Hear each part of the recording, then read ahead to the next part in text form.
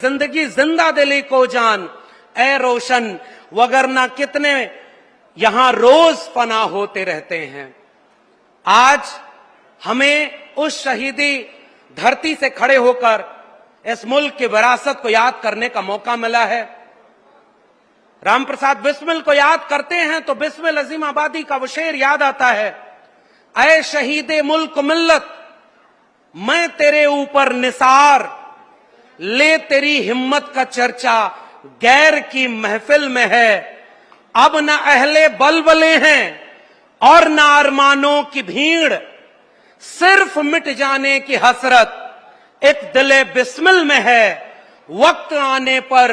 जमाने को खबर हो जाएगी, हम अभी से क्या बताएं क्या हमारे दिल में है। सरफरोशी की तमन्ना अब हमारे दिल में है। और आज शहीदों की उस क्रांतिकारी जमीन पर खड़े होकर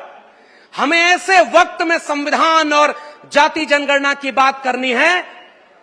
जब अंग्रेजों से माफी मांगने वाले,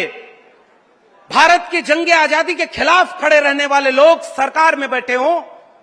और इस मुल्क के हाशिए पर पड़े लोगों का हक अधिकार छीन लेना चाहते हो। वो अंग्रेजों से माफी मांगते रहे और हमारे पुरखे अंग्रेजों से आंख में आंख डाल करके भगत सिंह बनकर के शहीद होते रहे, रोशन लाल बन के शहीद होते रहे, राम प्रसाद बिस्मिल बन के शहीद होते रहे। इसलिए आज साथियों, चूंकि ये एक प्रशिक्षण शिविर है, इस प्रशिक्षण शिविर को मैं एक ऐसी श्रृंखला के रूप में देखता हूं। वो चेन जो होती है ना, एक एक बेड़ियां जोड़ करके बनाई जाती है, उसकी अगर एक कड़ी भी कमजोर हो जाए तो चेन वहीं से टूट जाती है। किसी भी राजनीतिक दल का प्रशिक्षण शिविर उस श्रृंखला की तरह है कि आखिरी पायदान पर खड़ा उसका सिपाही और उसके सबसे बड़े पायदान पर खड़ा उसका नेता। अब कल्पना करिए कि आपके पास तो एक ऐसा बहुआयामी प्रगतिशील आधुनिकता की सोच से लैस एक ऐसे नेता आदरणीय शेख अखिलेश यादव जी का नेतृत्व मिला हुआ है, जिसने इस देश में समाजवाद और आधुनिक भारत की संकल्पना में काम किया। तो आपको जमीन पर रख करके उनके विचारों को लड़ना है। तो आज के इस प्रशिक्षण शिविर में जब मुझे मौका मिला कि आप जाति जनगणना विषय, जो कि इस प्रशिक्षण शिविर का केंद्रीय विषय है, लोक जागरण अभियान, और मैं बधाई देता हूं समाजवादी पार्टी को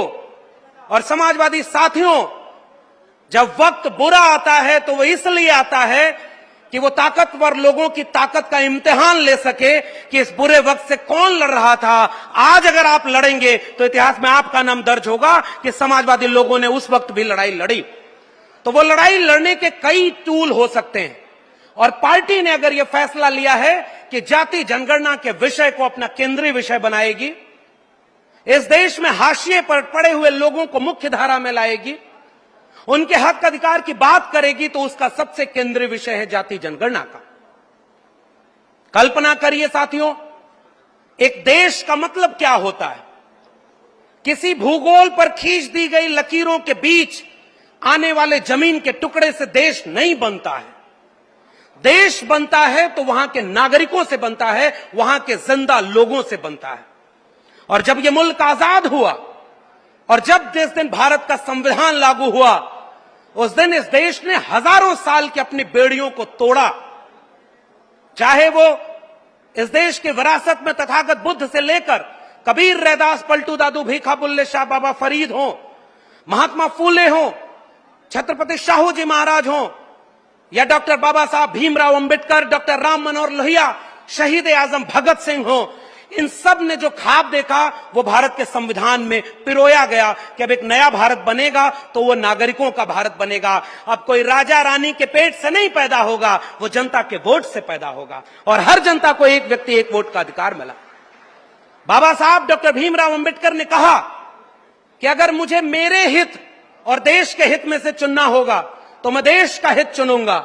और अगर मेरे समाज के हित और देश के हित में टकराव होगा तो मैं अपने समाज के साथ खड़ा हूंगा, क्योंकि हजारों साल से इसी देश में मेरे समाज के लोगों को शिक्षा, रोजगार और मानवीय सम्मान से वंचित रखा गया।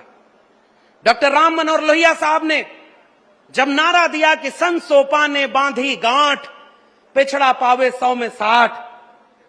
तो समाजवादी नेता डॉक्टर लोहिया से किसी ने पूछा कि आपको सबको लेकर चलने की बात करनी चाहिए, आप तो कह रहे हैं पिछड़ा पावे 100 में 60।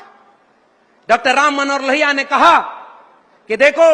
समाजवाद का तकाजा यह कहता है 100 से कम न 1000 से ज्यादा, समाजवाद का यही तकाजा, समाजवादी मूल्य कहता है कि आप किसी के हितों का संरक्षण करें तो जो सबसे आखिरी पायदान पर बैठा है उसको अगर उठाकर आप बराबरी पर न खड़ा कर पाए तो फिर किस बात का समाजवाद। इसलिए मैं कह रहा हूं, जिसकी जितनी भागीदारी है उसे वो भागीदारी मिलनी चाहिए। और मैं फिर से शुक्रिया अदा करता हूं, और मैं मंच पर खड़ा हूं तो मेरी जिम्मेदारी है, हम जैसे लोग जो आजमगढ़ के किसी खेत में गाय भैंस चराना छोड़ करके दिल्ली विश्वविद्यालय तक पहुंच पाए, तो यह तब मुमकिन हो पाया जब इस देश में भारत का संविधान और मंडल कमीशन लागू हुआ।